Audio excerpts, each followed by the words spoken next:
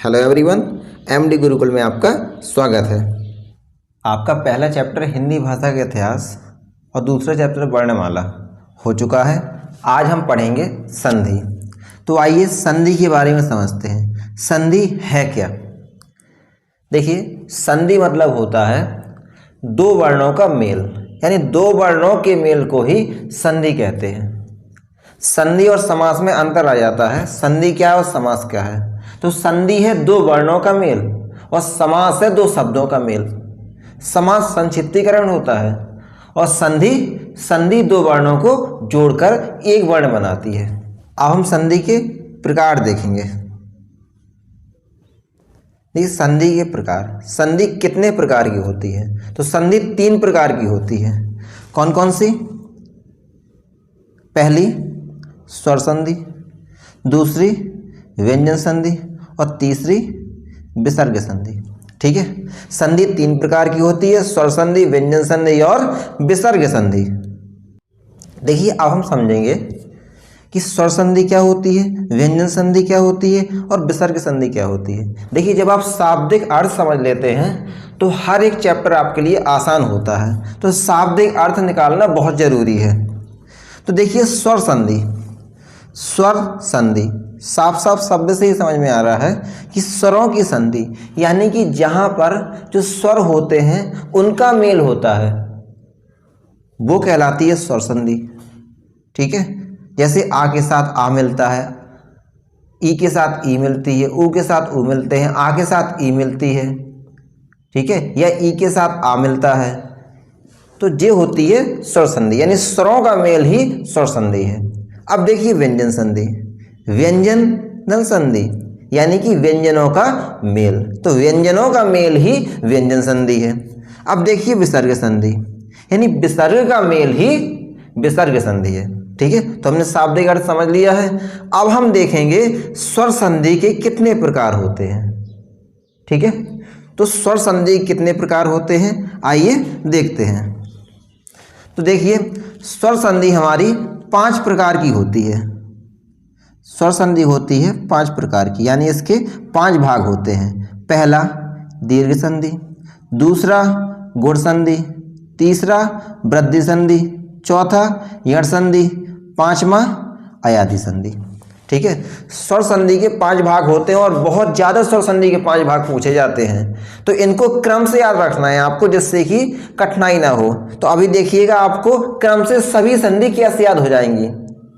तो पहला है दीर्घ संधि। देखिए, दीर्घ का मतलब क्या होता है? दीर्घ का मतलब होता है बड़ा। इसके लिए हिंट है, जब भी किसी भी शब्द में बड़ा आय, बड़ी ई आय और बड़ा ऊ हो तो वह होती है दीर्घ संधि। जैसे कि विद्यालय। ठीक है, यहां पर देखिए, यहां पर जिस जगह संधि हो रही है वहां पर बड़ा आया है, तो बड़ा देखकर ही आप पहचान जाएंगे कौन सी संधि है। यहां पर दीर्घ संधि है। तो इस प्रकार आपको याद रखना है, दीर्घ संधि मतलब बड़ा आ, बड़ी ई और बड़ा ऊ। अब देखिए गुण संधि। गुण संधि क्या होती है? गुण के लिए हिंट है ए और ओ, यानी आप लोग याद रखेंगे गुण संधि के लिए इसमें एक मात्रा होती है। ठीक है, जब किसी शब्द में आप एक मात्रा देखेंगे तो समझ जाएंगे गुण संधि है। जैसे कि रमेश महेश, देखेंगे महेश।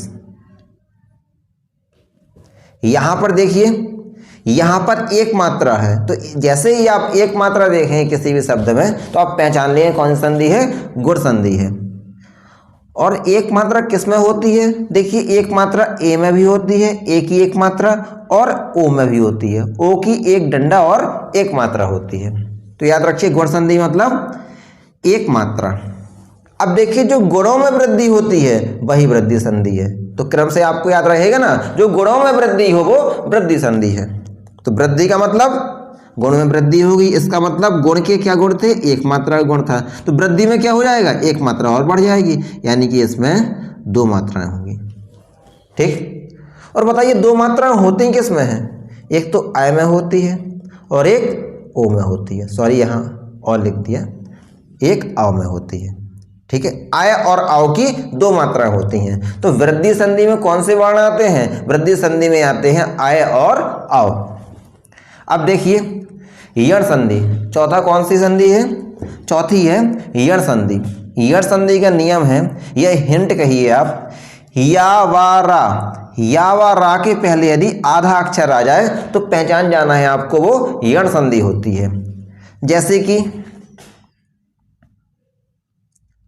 अत्यधिक, ठीक है, अत्यधिक का मतलब देखिए यहां पर या है, या के पहले आधा आया है, लिखवाया था मैंने, या व रा के पहले यदि आधा अक्षर आता है तो वो संधि है यण संधि। तो जब भी आपसे कोई भी शब्द दे दे और पूछे बताइए कौन सी संधि है, तो आपको संधि विच्छेद नहीं करना है उसका, सीधे आपको देखकर बता देना है। यदि या व रा के पहले आधा अक्षर रहे हैं आप, तो वहां आप सीधे बता देंगे यण संधि है। अब देखिए अयादि संधि। अयादि संधि की क्या पहचान होती है? 3 अक्षर का शब्द होता है और बीच वाला अक्षर हमेशा या फिर व मिलेगा, ठीक है। तो अयादि संधि में हमेशा 3 अक्षर का ही शब्द मिलता है और बीच में या होगा या फिर व होगा। जैसे कि नयन, जैसे कि पवन। देखिए कितने हैं अक्षर इसमें? इसमें 1 2 3 और बीच में या है, इसमें 1 2 3 और बीच में वा है। तो इस प्रकार 3 अक्षर हो और बीच में या फिर वा हो तो वो संधि है अयादि संधि।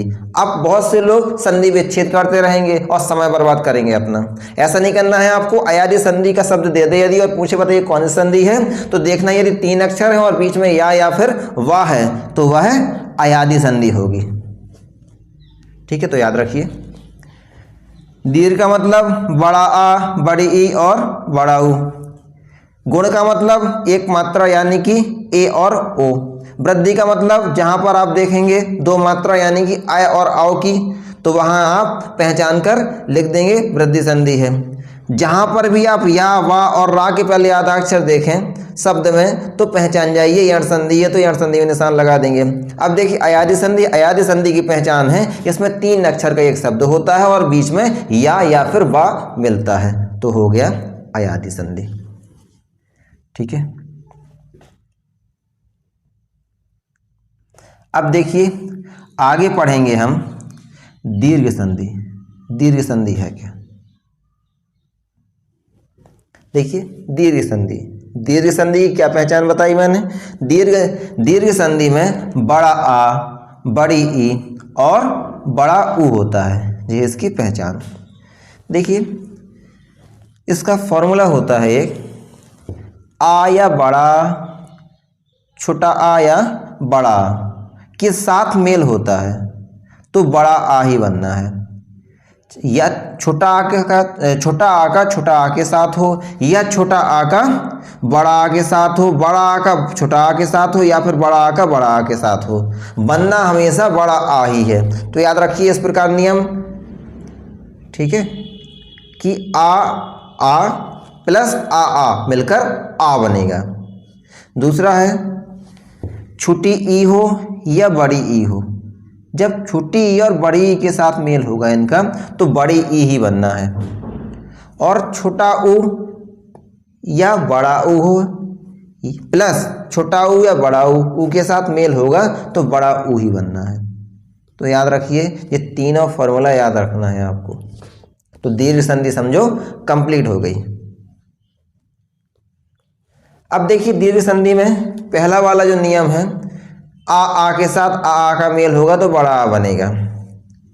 इसमें देखिए छोटा आ के साथ मेल होने पर बड़ा आ बनता है, छोटा आ का बड़ा आ के साथ मेल होने पर बड़ा आ बनता है, बड़ा आ का छोटा आ के साथ मेल होने पर बड़ा आ बनता है, और बड़ा आ का बड़ा आ के साथ मेल होने पर भी बड़ा आ बनता है। यहाँ याद रखिए पहले छोटा आ है, फिर यहाँ पर बड़ा आ है, ठीक है। इससे आपको दिमाग में ये चीज़ बैठी रहेगी। अब देखिए, अब देखेंगे हम इसके एग्जाम्पल। देखिए छोटा आ या बड़ा आ का मेल छोटा आ या बड़ा आ के साथ करते हैं तो बड़ा आ बनता है। यहाँ पर हम पढ़ेंगे पहले छोटा आ का छोटा आ के साथ मेल होगा तो बड़ा आ बनेगा। इसके लिए एग्जाम्पल देखिए, धर्म धन अर्थ, धर्म धन अर्थ। तो क्या होता है इसमें देखिए, यहाँ माँ में छोटा आ है, यहाँ पर छोटा आ है। जब छोटा आ के साथ मिलेगा तो जो छोटा आ खत्म हो जाएगा, तो माँ में क्या हो जाएगा, माँ का बड़ा आ हो जाएगा।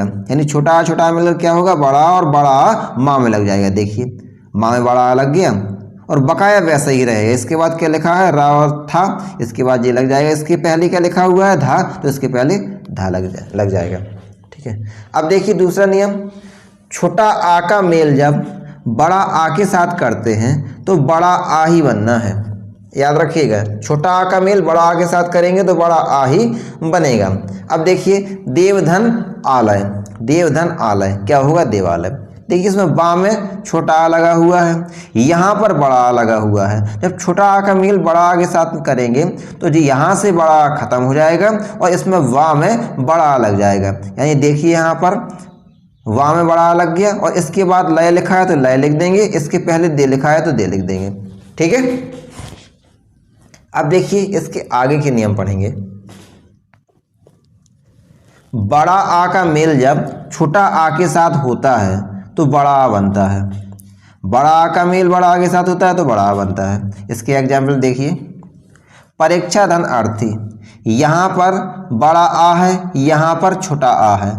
बड़ा आ का मेल जब छोटा आ के साथ होगा तो क्या होगा, बड़ा आ ही होना है। यानी कि यहाँ से आ खत्म हो जाएगा और जो छा है इसमें बड़ा आ लग जाएगा और इसमें पहले से ही लगा है बड़ा, तो यहाँ सीधे छा लिख देंगे। इसके बाद जो भी बचा है यहाँ का यहाँ लिख दिया और यहाँ का यहाँ लिख दिया। ठीक है। अब देखिए बड़ा आ प्लस बड़ा आ, बड़ा आ। विद्याधन आलय, विद्यालय। यहाँ देखिए दा में बड़ा लगा हुआ है, यहाँ पर बड़ा लगा हुआ है। जब बड़ा के साथ बड़ा आ मिलेगा तो बड़ा आ ही बनना है।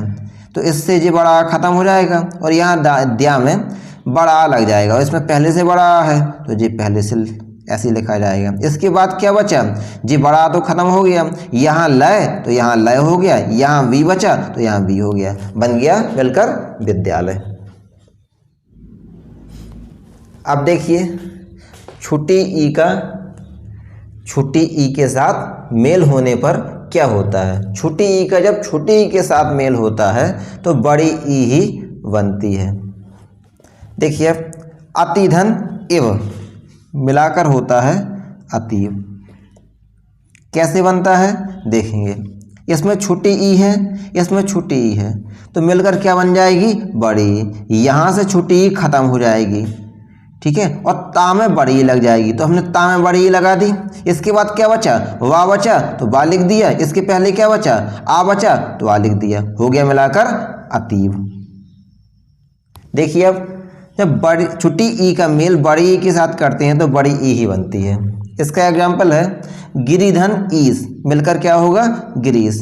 देखिए इसमें छोटी ई लगी हुई है रा में और इसमें बड़ी ई लगी हुई है, छोटी ई धन बड़ी ई मिलकर क्या होगा बड़ी, यानी यहाँ से बड़ी ई खत्म हो जाएगी और रा में बड़ी ई लग जाएगी, तो रा में बड़ी ई लग गया। इसके बाद क्या बचा, सा बचा, सा लिख दिया, इसके पहले क्या बचा, गी बचा तो गी लिख दिया, मिलाकर हो गया गिरीश। अब देखिए ई का अगला नियम, बड़ी ई का मेल जब छोटी ई के साथ करेंगे तो क्या बनना है, बड़ी ई ही बनना है। यहाँ पर एग्जाम्पल देखेंगे हम, महीधन इंद्र हो जाएगा महेंद्र। देखिए जब यहाँ पर हम है बड़ी ई का मेल छोटी ई के साथ करेंगे तो यहाँ से ई खत्म हो जाएगी और बड़ी ई प्लस छोटी ई मिलकर बड़ी ई बन जाएगी, यानी हा में क्या लग जाएगी, बड़ी ई की मात्रा जो पहले से लगी हुई है, तो जो ऐसे ही रहेगा। इसके बाद ई खत्म हो गए, यहाँ से क्या बचा, बिंदी और द्रा, तो बिंदी लगा दी हा के ऊपर और ये दा बचा तो दा लिख दिया। यहाँ पर माँ बचा हुआ है तो यहाँ पर माँ, हो गया मिलाकर महेंद्र। अब देखिए अगला, बड़ी प्लस बड़ी मिलकर हो जाएगा बड़ी, रजनी धन ईस हो जाएगा रजनीश। देखिए रजनी में नाम है बड़ी लगी हुई है, यहाँ पर भी बड़ी, जब बड़ी ई का मेल बड़ी ई के साथ करेंगे तो बड़ी ई बनेगी, तो यहाँ से बड़ी ई खत्म हो जाएगी और ना में बड़ी ई लग जाएगी जो पहले से लगी हुई है, तो बड़ी नी यहाँ पर हो जाएगा।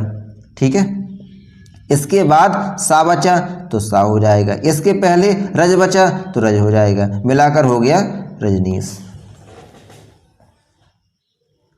अब देखिए इसी का अगला ऊ वाला नियम देखेंगे। देखिए छोटा ऊ प्लस बड़ा ऊ बन मिलकर होगा बड़ा ऊ। एग्जाम्पल देखेंगे हम। एग्जाम्पल है भानुधन उदय मिलाकर हो गया भानुदय। इसमें नाम है छोटा ऊ लगा हुआ है, यहाँ पर छोटा ऊ जब मिलेंगे तो बड़ा ऊ होगा, यानी कि ना में जो छोटा ऊ की मात्रा है वो बड़े ऊ की मात्रा में बदल जाएगी। देखिए ना में बड़ा ऊ की मात्रा लग गई है और यहाँ का ऊ खत्म हो जाएगा, बचा क्या दय, दय हो गया, इसके पहले बड़ा भा हो गया। ठीक है, मिलाकर हो गया भानुदय। देखिए अब छोटा ऊ प्लस बड़ा ऊ मिलकर हो जाएगा बड़ा ऊ। इसका एग्जाम्पल है लघुधन ऊर्मी मिलाकर हो जाएगा लघुर्मी। देखिए इसमें घा में छोटा ऊ, इसमें बड़ा ऊ, मिलाकर क्या होगा घा में बड़ा ऊ की मात्रा लग जाएगी। तो देखिए यहाँ से बड़ा ऊ खत्म हो गया और घा में बड़ा ऊ की मात्रा लग गई और यहाँ क्या बचा रा और माँ, तो जी हो गया आगे। इसके पहले क्या बचा ला बचा, मिलाकर हो गया लघुर्मी। अब देखिए ऊ का अगला नियम। जब यहाँ पर बड़ा ऊ का मेल बड़ा ऊ के साथ करेंगे तो बड़ा ऊ बनना है, इसी प्रकार बड़ा ऊ का मेल बड़ा ऊ के साथ करेंगे तो बड़ा ऊ बनना है। देखिए बड़ा ऊ यहाँ लगा हुआ है बधू में प्लस उत्सव, क्या हो जाएगा बधूत्सव। तो यहाँ पर देखिए धा में बड़ा ऊ है, यहाँ पर ऊ है, तो यहाँ का ऊ खत्म हो जाएगा और मिलेगा इसके साथ, तो क्या हो जाएगा बड़ा ऊ हो जाएगा जो पहले से लगा हुआ है। इसके बाद क्या बचा आधाता और सा और वाह, तो आधाता सा वाह। इसके पहले क्या बचा वाह, तो वाह लिख दिया, मिलाकर हो गया बधूत्सव। अब देखिए बड़ा ऊ का मेल बड़ा ऊ के साथ करने पर बड़ा ऊ ही बनना है। यहाँ सरयू धन उर्मी, तो सरयू में या में बड़ा ऊ की मात्रा है, यहाँ ऊ में बड़ा ऊ की मात्रा है, मिलाकर बड़ा ऊ की मात्रा होगी, यानी कि या में बड़ा ऊ की मात्रा लगेगी जो कि पहले से लगी हुई है। बचा क्या रामा रामा, यहाँ पर सा और रा, तो सा और रा, मिलाकर क्या हो गया सरयू उर्मी। देखिए इसमें याद कैसे करेंगे आप इसे। आता है क्वेश्चन बधूत्सव का संधि विच्छेद करके बताइए। तो लोग बाग गलती कहाँ करते हैं कि बड़ा ऊ का जब संधि विच्छेद करेंगे तो छोटा ऊ या बड़ा ऊ हो सकता है या छोटा ऊ या बड़ा ऊ हो सकता है, इनका मेल करने पर बड़ा ऊ बनता है। तो आप पहचान नहीं पाएंगे बधू में छोटा ऊ आएगा या बड़ा ऊ आएगा। और उत्सव तो आप पता है, उत्सव तो हो नहीं सकता है, ये तो आप क्लियर कर लेंगे यहाँ छोटा ऊ आएगा। लेकिन बधू में क्या होता है देखिए आप लोग कैसे याद करेंगे, बड़ी बहू या बड़ी बधू से याद करेंगे आप लोग। तो उसमें बड़ी मतलब बड़ा ऊ की मात्रा। ठीक, इसके बाद सरयूर्मी का संधि विच्छेद बहुत आता है। तो सरयूर्मी का संधि विच्छेद कैसे याद करेंगे। देखिए सरयू में बड़ा ऊ की मात्रा लगती है, सरयू में बड़ा ऊ की मात्रा लगती है, याद रखेंगे हम। और यहाँ पर उर्मी नहीं होता है, उर्मी होता है। बहुत से लोग उर्मिला से याद रखते हैं ना, उर्मी उर्मी, तो वो याद नहीं रखना है, आपको याद रखना है उर्मी। उर्मी मतलब होती है उमंग, ठीक है, तरंगे। तो आप लोग ये याद रखेंगे जिससे कि आपको पेपर में दिक्कत नहीं होगी। और क्वेश्चन दीर्घ संधि का आता ही नहीं से है, लेकिन बहुत से लोग इग्नोर कर जाते हैं इनको, जिससे कि उनसे पेपर में नहीं बन पाता है। तो आई होप आपको जो संधि के पार्ट बताए हैं मैंने, 3 प्रकार की संधि होती है, स्वर संधि, व्यंजन संधि और विसर्ग संधि। इसके बाद स्वर संधि के 5 भेद बताए, दीर्घ संधि, गुण संधि, वृद्धि संधि, यण संधि और अयादि संधि। फिर दीर्घ संधि के अंतर्गत जो जो चीज़ें आती हैं वो बताई मैंने, आपको समझ में आ गई होंगी। यदि आपको कुछ डाउट होता है तो कमेंट बॉक्स में आप कमेंट करके पूछ सकते हैं। इसके बाद यदि आपको थोड़ा बहुत डाउट है तो आप वीडियो को दोबारा देखकर भी वो क्लियर कर सकते हैं। रहिए, और यदि क्लास पसंद आती है तो लाइक और सब्सक्राइब करें और शेयर ज़रूर करते रहें, जिससे कि दूसरों का भी भला हो। तो आप मेरे साथ बने रहिए और याद करते रहिए। धन्यवाद।